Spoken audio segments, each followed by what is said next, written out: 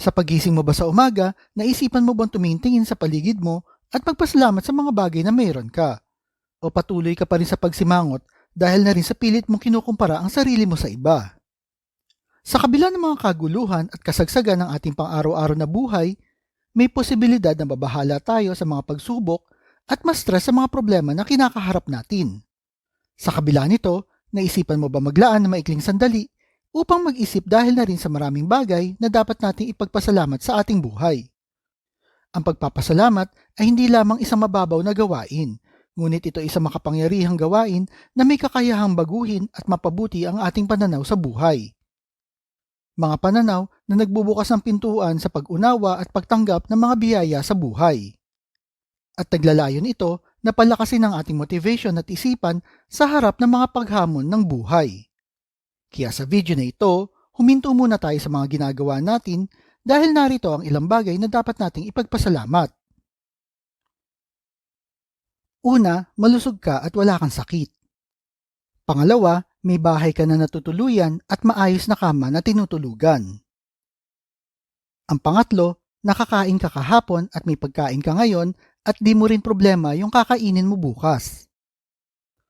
Ang pang-apat, may maayos kang damit at kaya mong bumili ng bago kung kailangan mo.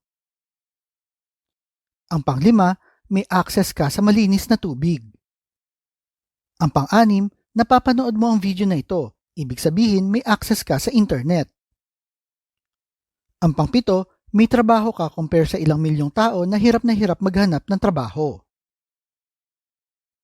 Ang pang-walo, on time ang sweldo mo kasi yung iba ay may trabaho nga pero super late naman ang sweldo.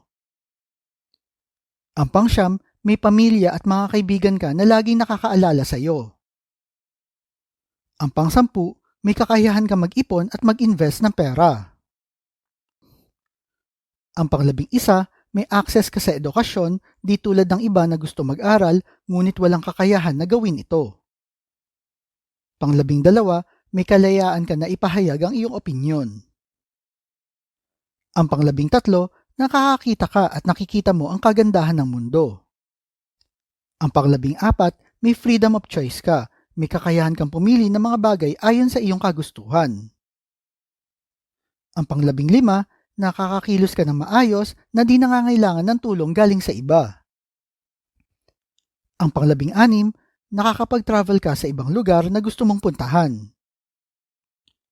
Ang pang-17, may kakayahan ka magpatawad at mag-move on.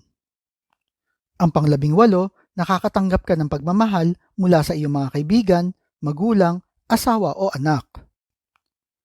Ang pang-19, nakakapagpahinga ka ng maayos na di nag-aalala para sa iyong buhay. Pang-20, gumising ka today.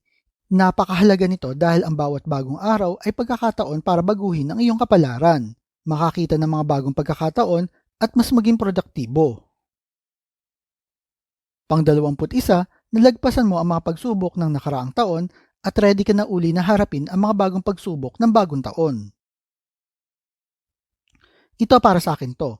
Pang-22, nakatulong ako na makapag-motivate, maka-inspire at mabahagi ang aking kaalaman sa ibang tao kahit di ko sila kilala at patuloy pa rin ako sa pag-inspire ng iba at sa mga susunod pang taon. Tandaan na ang pagpapakita ng pasasalamat ay maaari magbigay daan sa mas mataas na level ng kasiyahan sa iyong buhay. Ito ay maaari magsilbing paalala ng mga magagandang aspeto ng iyong buhay at maging inspirasyon sa gitna ng mga hamon ng buhay at marami pang bagay pa rin na dapat tayong ipagpasalamat.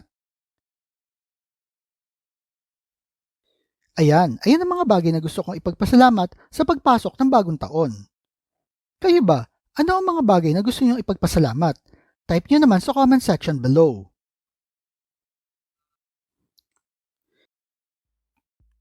At kung mahilig kayo sa mga videos tungkol sa pera, motivation o business, like and share nyo lang ang video na ito at kita-kita po ulit tayo sa mga susunod na video.